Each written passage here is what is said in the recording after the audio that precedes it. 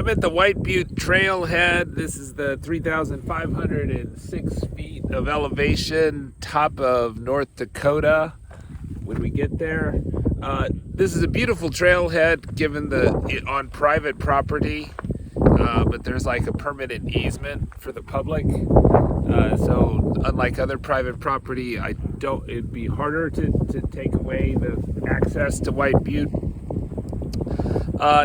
Subscribe to Slowboat Sailing. We give you the stories of most interesting sailors in the world. We also do outdoor adventure, climbing, and the 50-state high points. And so the trail is about 0.8 miles each way with about 400 feet of elevation gain, so about 1.6 miles round trip according to this chart here. And they have a beautiful map for you right there. A donation is expected, although I don't know if there's a suggested donation. You put in that red box over there. There also seems to be another gate over here that mentions White Butte. It has a different trail. I would go with the red. That's what I'm going to try, and I'll tell you if it's the wrong way when I get back. You can see this is a huge parking lot. I could have just like camped here overnight. I kind of regret I didn't. But you could probably turn around a fifth wheel in here. You have to go through dirt roads. It's marked off the highway, and it's also marked off the dirt roads where to go. You want to be sure that you don't go to White Butte on your maps. Either Google or Apple took me to the wrong place. You want to go to the White Butte trailhead, which will take you to the correct place.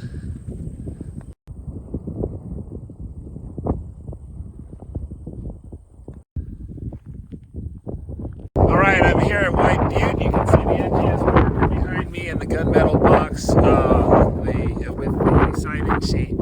It was about 0.84 miles, about 30 minutes of easy walking with a little elevation, and should be back before the hour. Less time that I spend here enjoying the moment. I think White Butte is probably my second favorite high point of the Midwestern high points. The first high point I ever did was the South Dakota High Point Black Elk Peak is its new name. And that's actually the highest high point in the Midwest. This is maybe the fourth highest compared to Panorama Point in Nebraska and Sunflower Mount Sunflower in Kansas, which are just kind of on the edge of both those states and not really any elevation bump, but this is a nice little walk up a hill, quite nice, although it is on near the far western corner, southwestern corner of the state. So I've done 24 high points now, and I've completed the Midwest. Like I said, this would be classified as an easy high point with like 400 feet of elevation gain and 1.6 miles, 1.7 miles round trip, but and only 3,500 feet of elevation total. It's still, I kind of like it. I like it better than Minnesota that was the last high point that I did, Eagle Mountain, which was a 7-mile hike. And maybe 600 feet of elevation gain. So that there's really only two moderate high points: Black Elk Peak in South Dakota and Minnesota. Eagle Mountain is the higher end of the easy scale. It's certainly not a drive up. And you know, if you're not doing this in the depths of summer, this is August, I think the 5th when I'm doing this, 2024. Still relatively cool. Other times of the year, you're going to have to deal with snow and all that, and frigid temperatures. Subscribe to Slowboat Sailing. We're doing the high points of America and other outdoor adventures.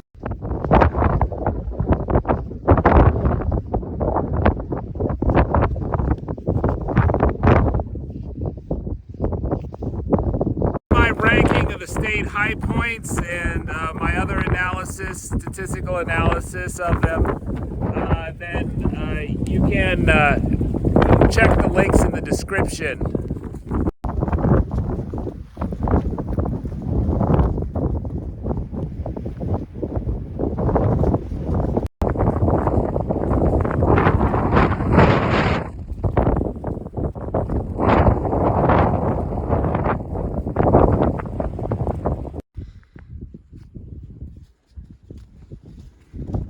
This has been our climb of White Butte Peak, the high point of North Dakota, 3,506 feet.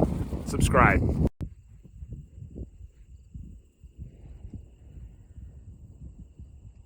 Just like 1.8, 1.7 probably if I didn't walk around. I would say the Ultrails thing seemed to, I don't know if it's something about GPS, put the peak at the wrong place, but otherwise, it's not that complicated.